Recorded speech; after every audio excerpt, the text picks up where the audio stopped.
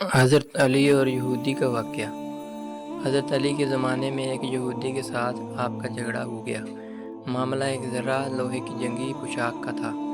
حضرت علی فرما رہے تھے یہ ذرہ میری ہے، جبکہ یہودی کہہ رہا تھا کہ یہ اس کی ہے۔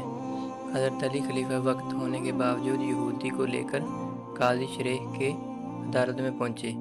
قاضی شریح کے دونوں کی بات سنی اور یہودی سے ثبوت مانگا۔ یہودی کے پاس کوئی ثبوت نہیں تھا۔ پھر حضرت علی نے کہا، میرا بیٹا حسن گواہی دے گا۔ قاضی شریف نے جواب دیا، بیٹے کی گواہی والد کے حق میں نہیں چل سکتی، کیونکہ حضرت علی کے پاس مزید کوئی گواہی نہیں تھی۔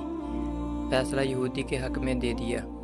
یہ دیکھ کر یہودی بہت متاثر ہوا اور بولا، اصل میں ذرا حضرت علی کی تھی، میں نے جھوٹ بولا۔ اس عدل و انصاف کو دیکھ کر اسلام قبول کر لیا۔